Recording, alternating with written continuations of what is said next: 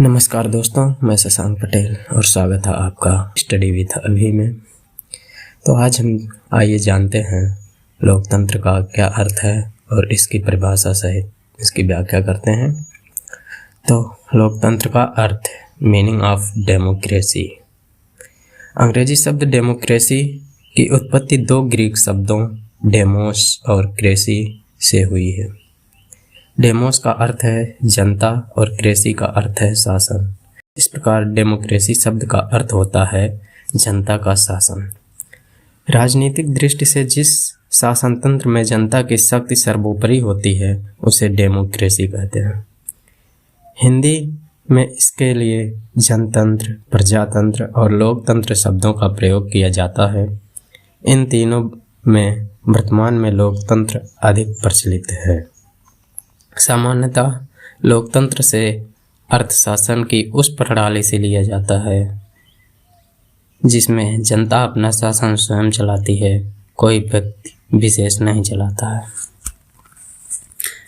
अब आइए लोकतंत्र की परिभाषा जानते हैं। लोकतंत्र की परिभाषा, डिफिनेशन ऑफ डेमोक्रेसी।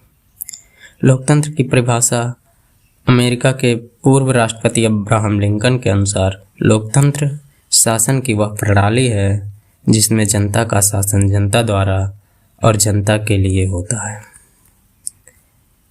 परंतु वर्तमान में भिन्न भिन्न देशों की लोकतंत्रीय शासन प्रणालियों में इतनी भिन्नता है कि लोकतंत्र के मूल रूप को समझना और उसे परिभाषा में बांधना एक कठिन कार्य है। इसके मूल रूप को समझने के लिए इसका इतिहास जानना बहुत ही आवश्यक है। अधिकतर विद्वान आधुनिक लोकतंत्र की शुरुआत फ्रांस की 1989 की क्रांति से मानते हैं। फ्रांस की 1989 की क्रांति उस समय के शासनतंत्र के विरुद्ध एक बड़ा आंदोलन था।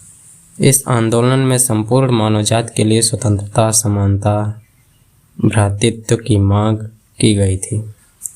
वर्तमान में किसी भी देश का लोकतंत्र इन तीनों मूलभूत सिद्धांतों पर आधारित है।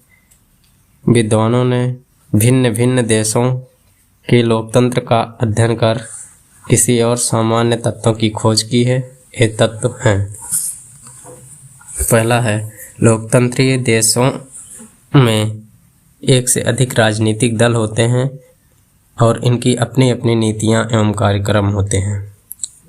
और दूसरा है, लोकतंत्रीय देशों में व्यक्तियों को एक निश्चित आयु पर मताधिकार प्राप्त होता है।